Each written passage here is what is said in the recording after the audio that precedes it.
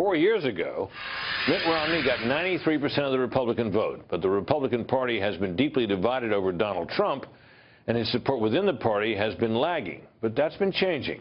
As of last week, Mr. Trump stood at 87% support among Republicans. Our nightly political panel is here. From the Washington Examiner, Byron York, and from the Federalist, Molly Hemingway. Welcome to both of you.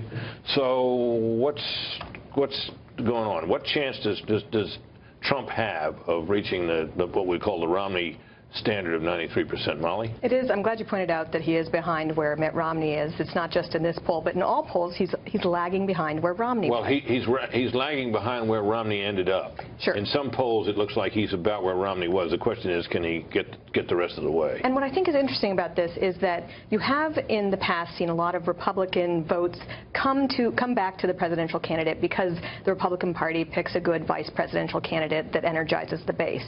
That's not really the case here. I don't think people are that excited about either of the vice presidential candidates. And what you're seeing is a really different candidate with different ideas, some of which are hostile to the Republican Party. And I think people are actually starting to enjoy these ideas. They are enjoying the opposition to the status quo that Donald Trump represents. Particularly on immigration and trade, I assume that's what you're talking about. I think it's not true that they enjoy his economic policy so much, but definitely on immigration, and also just a position of strength with national security, an idea that we should fight wars with an interest in winning them and with an exit strategy. This is a message that is resonating, I think, with Republican voters.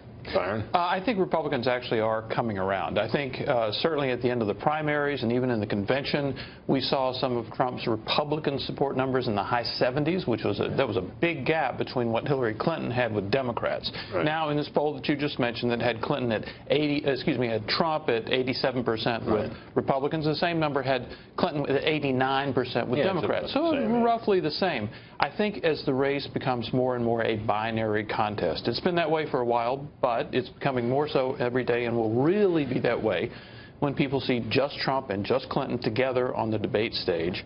Republican partisan instincts kick in, you know, when they hear about Hillary Clinton's aides destroying cell phones with a hammer or bleach bit. I mean, their partisan instincts kick in. Yeah, it may also. Do you think that's affected, Molly, by the nature of the coverage issue? I mean, Republicans are always at a disadvantage in the media coverage. That's been true for as long as anybody can remember.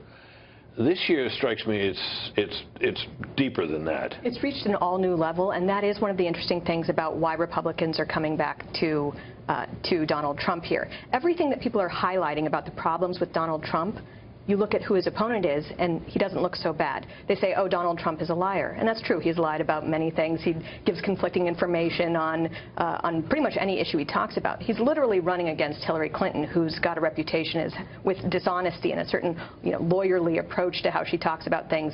Doesn't make him seem like a particularly bad candidate. This week there's been a big push to point out problems with his foundation. And that's certainly true. That there's been very good reporting on this done at the Washington Post. At the same time... Just mention some of the specific things that have been noted, that he paid, what, there might have been something illegal about a purchase of a piece of art that then went back to the Trump to the Trump family or to Trump interests. There's foundation money. Yes, and there are a lot of questions about just how charitable Donald Trump has been, period. But you compare that with the large-scale levels of corruption and problems with the Clinton Foundation, a global intrigue of how the Clinton Foundation was used to funnel money from oligarchs and to help them get business deals, how people who donated to the Clinton Foundation got 40% of the appointments at the State Department, how they also got favorable treatment. I mean, these things I think are more interesting to people, if they are interesting, than somewhat pettier problems with the Trump Foundation, even though they're both problematic.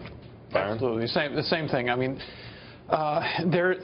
you have this sense of kind of dueling foundations. Your foundation is bad. No, your foundation is bad. More corrupt than mine. I don't even have a foundation. But I think that kind of evens out, kind of cancels out a little bit. And one of the Trump Foundation allegations posted in the Washington Post was that he built a flagpole for the American flag that was too high for city code in Palm Beach. He was fined a large amount. The fines went up to about $100,000. They settled with an agreement that he would give $100,000 to a veterans charity, which he did, but he did it through his own charity, with his own charity's money and not with his personal funds.